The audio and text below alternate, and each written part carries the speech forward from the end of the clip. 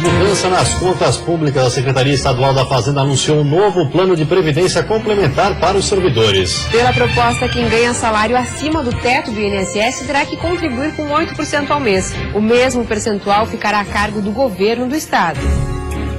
Os poderes e autarquias envolvidos terão até 10 dias para avaliar o documento. Após esse prazo, o governo pretende encaminhar o projeto de lei para a votação na... Trabalho. Depois de quase 3 meses em greve, as agências da Previdência Social voltam a atender o público nessa semana. Mudança na economia. Em Joinville, a indústria perdeu o posto de maior empregadora. Agora é o setor de serviços que está se destacando na geração de empregos.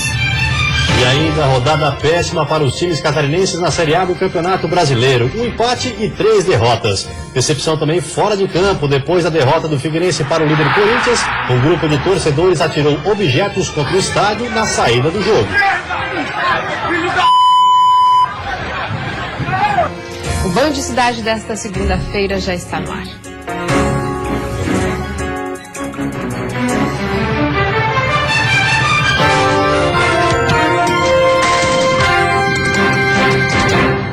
Olá, boa noite. Olá, boa noite. 2 jovens do Paraná caíram no mar na Praia da Armação, na capital, neste fim de semana. Eles foram atingidos por uma onda no costão da praia. Um deles está desaparecido e as buscas continuam no local.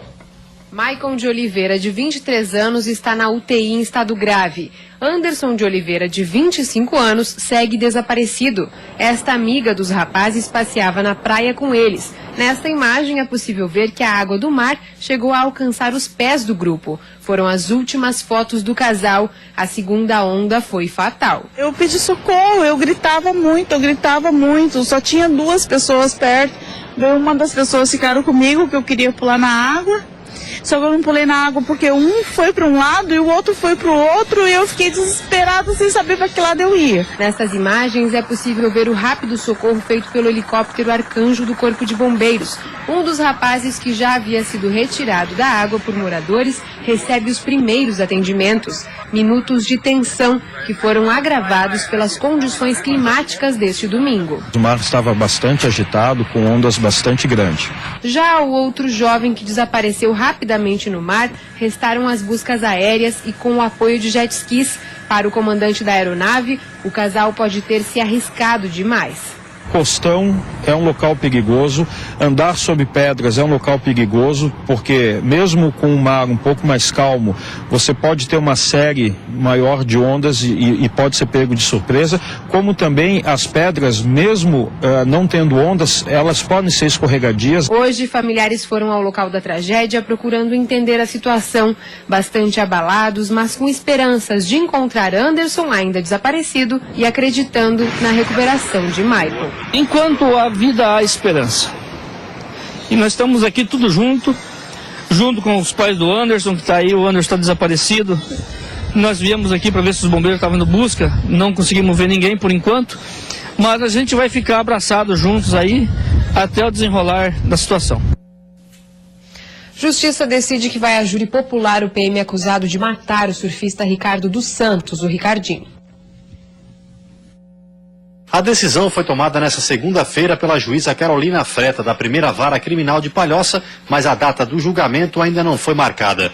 Luiz Paulo Mota Brentano, que foi expulso da corporação no dia 11 desse mês, continua preso no 8º Batalhão da PM de Joinville, onde deve ficar até o fim do processo judicial. Ele é acusado de ter matado com 2 tiros o surfista Ricardo dos Santos, na Guarda do Embaú, no dia 19 de janeiro. De acordo com o Ministério Público, o homicídio aconteceu por motivo fútil, sem possibilidade de defesa por parte da vítima. Brentano deverá responder por crime triplamente qualificado e embriaguez ao volante. A decisão de hoje ainda cabe recurso. Depois de mais de 80 dias de greve, as agências do INSS devem reabrir nessa semana. O atendimento à população está marcado para a próxima quinta-feira no estado. Quarta-feira deve ter expediente interno nas agências. Segundo o sindicato, os servidores aceitaram a proposta de aumento do governo de 10,8%. Uma parte será paga em agosto do ano que vem e a outra em janeiro de 2017. Na sexta-feira, os servidores já aprovaram em uma plenária em Brasília o indicativo para o fim da greve. Foram mais de 80 dias de paralisação E segundo os números do sindicato, cerca de 15 milhões de pessoas deixaram de ser atendidas neste período. A preocupação agora é com a regularização da demanda da população nas agências. Lentidão nos recursos. Uma readequação orçamentária pode prejudicar ainda mais os prazos para o fim da duplicação da BR-101. Os problemas foram aparecendo e o tempo foi passando. Os trabalhos continuam. E o pior, tudo indica que a obra completa mesmo, os moradores só vão ver em 2016. Nós temos algumas obras complementares na região sul, que são vias marginais, passarelas, que vão sendo executadas, mesmo após a liberação ao tráfego nessa data de fevereiro, elas continuarão sendo executadas, né? E aí nós temos na sequência também o lote 1 de Laguna, que são obras complementares, onde o eixo também encontra-se liberado, mas nós também temos algumas ruas marginais que devem ser finalizadas também ao longo de 2016. Para os motoristas, a liberação da ponte Anita Garibaldi em Laguna já foi um alívio, mas agora a maior dificuldade passou a ser o trecho de Tubarão. A ponte sobre o rio que dá nome à cidade deveria ter sido concluída em agosto e até agora nada. O túnel até que ficou pronto, mas o entorno ainda não. Lá se vão quase 80 dias que o túnel do Morro do Formigão foi parcialmente liberado. E este é o ponto onde será construído um elevado. Fica a pouco menos de 100 metros da saída do túnel. O problema é que de lá para cá pouca coisa mudou na obra. E a previsão, que era para dezembro deste ano, já se estendeu. O contrato prevê o serviço até fevereiro de 2016. E a preocupação é com o afunilamento da pista, principalmente durante a temporada. Filas já foram registradas na região e o trecho poderá ser o pesadelo dos motoristas no próximo fim de ano. Para o DENIT, mesmo diante de tantos entraves, como a obra está muito perto do fim, a readequação do orçamento não deverá atrapalhar. Como ela já tem um percentual físico executado muito elevado, nós já defendemos a manutenção dos recursos com o empenho de todo o recurso necessário para as obras, né? Acreditamos que não haja maiores contingenciamentos, tá? E que não haja restrição orçamentária para essas obras. E a seguir, a chuva que começou na sexta-feira causou estragos em pelo menos 30 cidades catarinenses. E o acesso ao complexo portuário de Itajaí precisou ser fechado por causa da forte correnteza.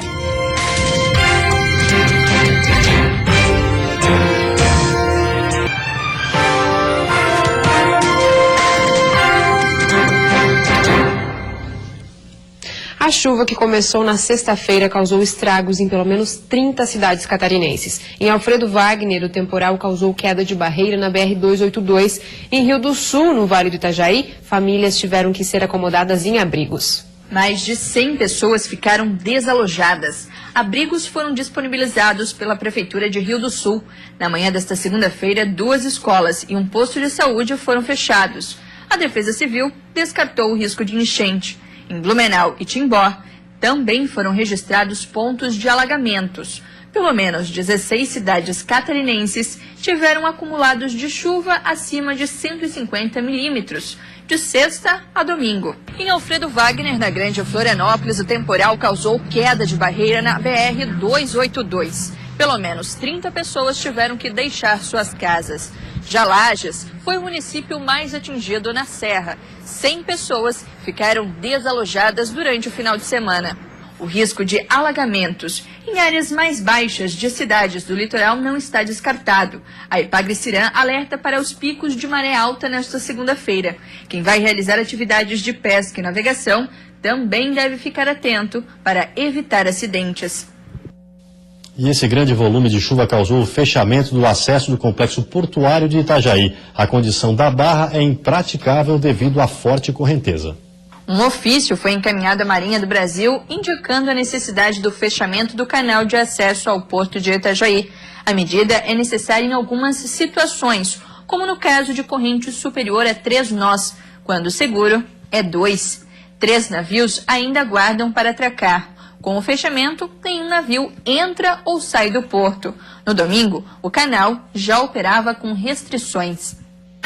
E depois dessa forte chuva do fim de semana, a segunda-feira amanheceu com sol e nuvens em todas as regiões do estado. A boa notícia é que a terça-feira segue com sol e temperaturas típicas de primavera. A mínima marca 8 graus no amanhecer da Serra Catarinense, podendo chegar aos 22 durante o dia.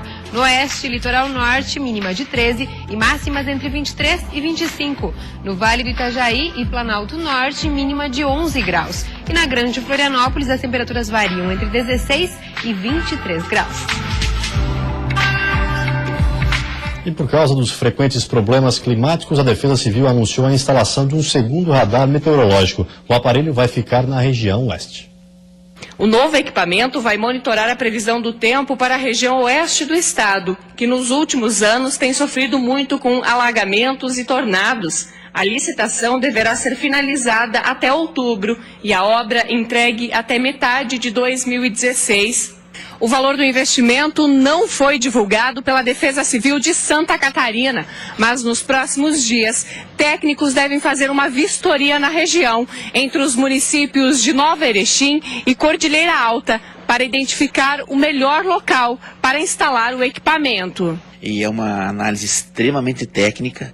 A vistoria será feita pelo CIRAM e pela Defesa Civil, que virão à região achar o local adequado para isso.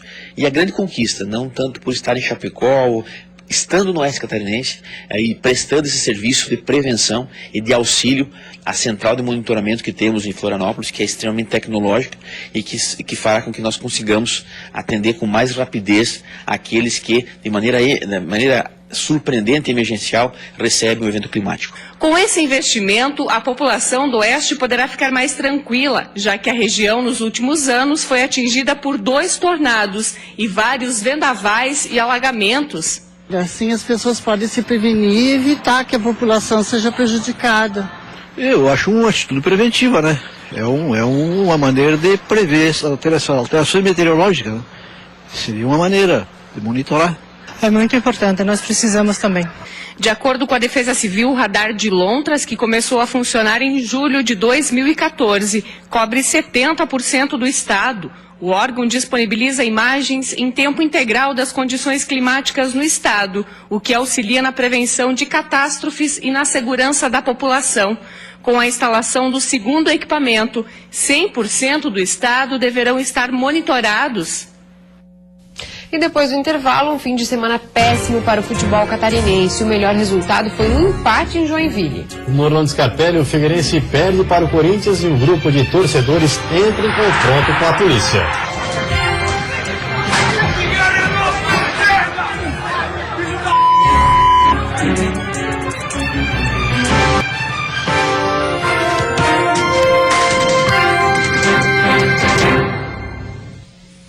Um fim de semana amargo para o futebol de Santa Catarina. Vamos começar pela Série B, com mais uma derrota do Criciúma, dessa vez para o América Mineiro. No Independência, Marcelo Toscano apareceu no meio da zaga do Tigre para fazer 1-0 América. O Criciúma empatou num chutaço de Maurinho, de fora da área, 1-1. Aí o goleiro Luiz teve que entrar em ação. Fez essa defesaça. E depois que o Wanderson fez esse pênalti, Luiz foi lá e pegou. Mas de nada adiantou, porque outra vez a defesa deu espaço para Marcelo Toscano chegar sozinho e fechar o placar para América. Fim de jogo, América Mineiro 2, Criciúma 1. E pela Série A, o melhor resultado da rodada para os catarinenses foi apenas um empate. 3 equipes estão em situação preocupante. Em Porto Alegre, o Avaí, depois de 3 vitórias seguidas, tropeçou diante do Grêmio e perdeu por 3-1. O Leão até que teve algumas chances, mas só conseguiu aproveitar uma. E mesmo assim foi um daqueles gols chorado, no bate e rebate. Mesmo com a derrota, o Avaí permaneceu na 15ª colocação com 32 pontos. No próximo domingo, na ressacada, o time enfrenta o Vasco da Gama num daqueles jogos de 6 pontos. Na Arena Joinville, uma partida bastante disputada entre o tricolor catarinense e o Atlético Mineiro, vice-líder do campeonato. Resultado, 2-2. Kempes de cabeça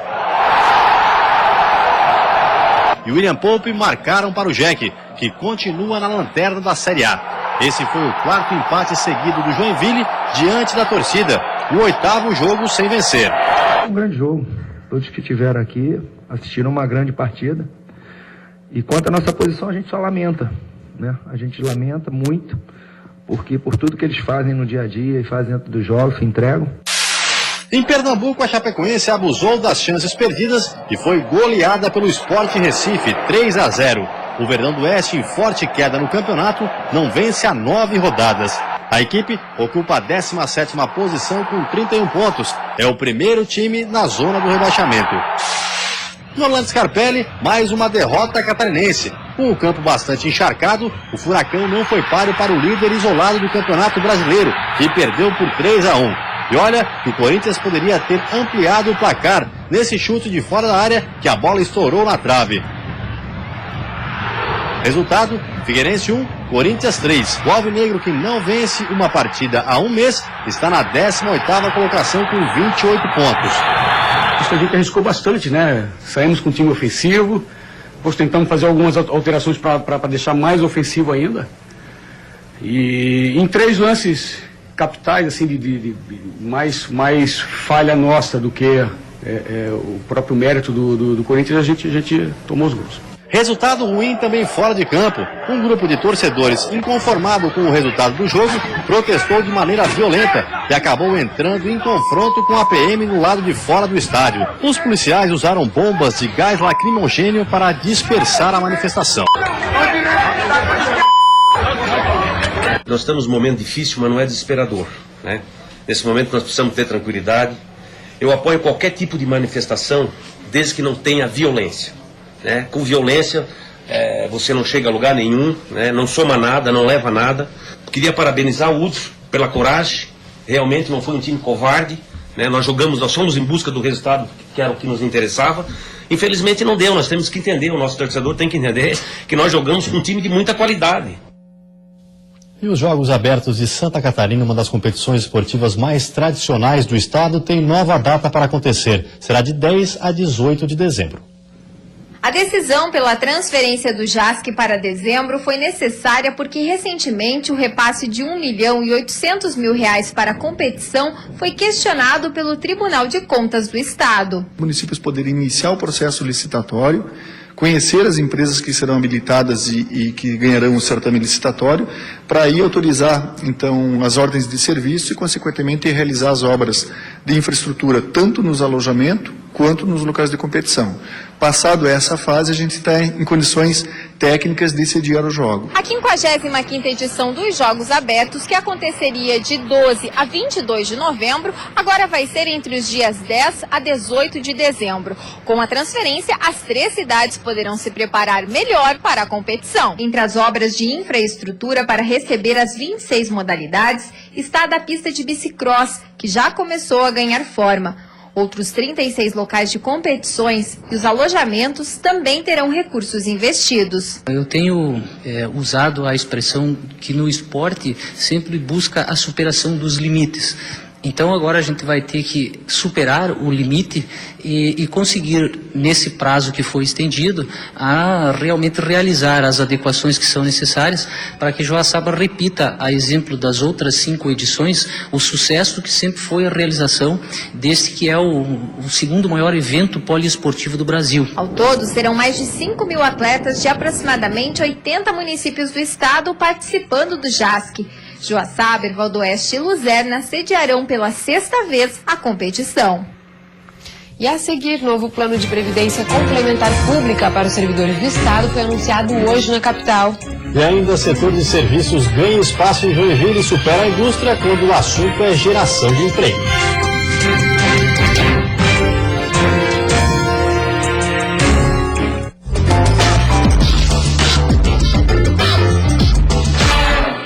Chegou o Clube Gente Nossa Queres, o clube de relacionamento que transforma tudo em casa de vantagens. Sua conta vira ponto, vira prêmio, vira grana, vira. Com o Clube Gente Nossa, vira o que você quiser, vira.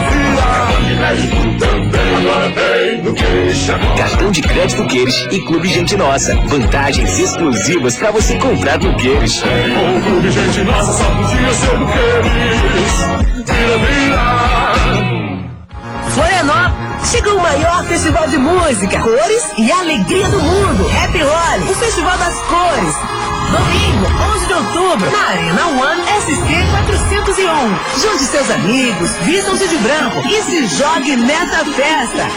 Line-up com grandes nomes da música eletrônica. Happy Holi, um dia de cor, música e muita alegria.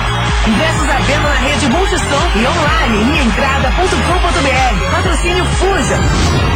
A certeza de uma vida mais segura começa com a Célula. Segurança eletrônica comercial ou residencial, adaptada à sua necessidade. Viver tranquilo é viver com Célula. Tecnologia e segurança. Band Cidade. Oferecimento Queres, Clube Gente Nossa, o maior programa de relacionamento do varejo catarinense.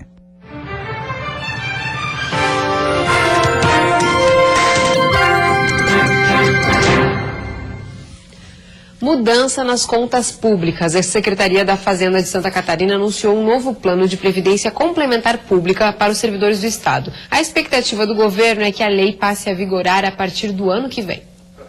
O SCPREV será opcional e deve incluir todos os novos servidores que entrarem nos quadros do funcionalismo estadual. Para quem ganha salários até o teto de cobertura do INSS, nada muda. Mas para os maiores rendimentos, haverá a opção de contribuir com 8% ao mês em uma previdência complementar pública, com uma contrapartida de mais 8% do governo. O novo servidor público vai poder fazer uma nova poupança complementar, como o brasileiro faz. Só que o brasileiro faz sozinho. No caso do Serviço Público de Santa Catarina, vai fazer com a ajuda do Estado de Santa Catarina, com a ajuda do dinheiro do contribuinte. Então é um sistema de poupança compartilhado com o contribuinte catarinense e que faz poupança para o futuro para garantir a sua aposentadoria. A medida quer reverter o peso da folha de pagamento na arrecadação estadual. Atualmente, 50% do orçamento são destinados ao pagamento de salários dos 129 mil servidores na ativa e aposentados, um rombo anual de 2,6 bilhões de reais. Mais do que o governo tem investido em áreas como saúde, educação e segurança pública. Nós estamos no momento da demografia do serviço público catarinense na maturidade. A partir de agora, até 5 anos, vão se aposentar muitos servidores públicos e hoje o que já é 1 para 1, né, um aposentado por um servidor ativo, essa curva vai se inverter. Nós vamos ter mais gente aposentada do que gente trabalhando. Com o cenário que se projeta para o futuro, as contas não são positivas. Até 2020, o governo do estado pode ter que desembolsar 7,8 bilhões de reais para cobrir este buraco. A última reforma previdenciária de Santa Catarina foi em 2008, com a implantação do IPREV. Já o modelo complementar, que deve se somar a ele, é uma tendência atual e vem sendo adotado por 10 estados do país. A proposta foi apresentada ao governador Raimundo Colombo nesta segunda-feira. Agora, todos os poderes e autarquias envolvidos terão até 10 dias para avaliar o documento. Após esse prazo, o governo pretende encaminhar o projeto de lei para votação na Assembleia Legislativa. E a expectativa é pela aprovação ainda este ano. Em Joinville, maior polo industrial de Santa Catarina, a indústria perdeu o posto de maior empregadora. O setor de serviços é quem tem se destacado na geração de empregos. A indústria tenta reagir à instabilidade financeira do país, mas em Joinville isso tem sido difícil. Só neste ano, o setor já demitiu mais de 5 mil funcionários sem repor as vagas. Os dados são do Ministério do Trabalho e Emprego. As informações são dos primeiros 8 meses de 2015. O cenário até agosto retrata a preocupação com a geração de vagas de trabalho na região. A indústria de Joinville é muito focada no metal mecânico. E esse setor foi muito fortemente atingido pela desaceleração das vendas, principalmente de veículos, né? Então há uma redução em razão disso e também na questão da linha branca houve bastante redução de vendas. A situação desfavorável para a indústria nesse momento, com os desligamentos em massa, provocou uma virada histórica. É que pela primeira vez, o setor de serviços tomou da indústria a liderança na geração de empregos em Joinville. A gente esperava que o serviço ultrapassasse a indústria, por aumento de atividade de ambos, ou seja, serviços crescendo mais do que a indústria, porque isso é histórico no mundo. O que não se esperava é que a indústria perdesse o seu espaço por falta de competitividade, por demissões forçadas. Se a indústria demitiu, o setor de serviços contratou, criou cerca de 1.200 vagas, o que o colocou no topo da geração de empregos. Para o primeiro vice-presidente da Fiesc, a terceirização cada vez mais presente na indústria foi um fator que também contribuiu para essa situação inédita em Joinville. A indústria contratou vários serviços que eram feitos na indústria hoje são terceirizados. E por conta disso também houve um incremento no setor de serviços, diminuindo a participação da indústria. A desaceleração da indústria preocupa os empresários de Joinville. O temor é por redução na cadeia econômica e no desenvolvimento local. A indústria é a que paga os melhores salários, é a que dá os melhores benefícios, é o que dá o plano de saúde, o vale alimentação, o vale farmácia, o pós-graduação, a bolsa de estudo, o mestrado. E a indústria, tendo que forçosamente economizar, vai deixar de dar esses benefícios aos colaboradores. E o que muito preocupa é a perda de competitividade, né? No fim do ano passado, Joinville perdeu o posto de maior economia de Santa Catarina ao ser ultrapassada por Itajaí no Produto Interno Bruto, o PIB no estado. E antes de encerrarmos, vamos ver como está o movimento nas pontes que ligam ilha e continente. Você vê imagens da ponte Pedro Ivo Campos e Colombo Salles, movimento intenso, com bastante lentidão para quem deixa a ilha de Santa Catarina. Em Florianópolis faz 18 graus nesse momento. E você fica agora com o Jornal da Band. Uma ótima noite a todos e até amanhã. Boa noite, até amanhã.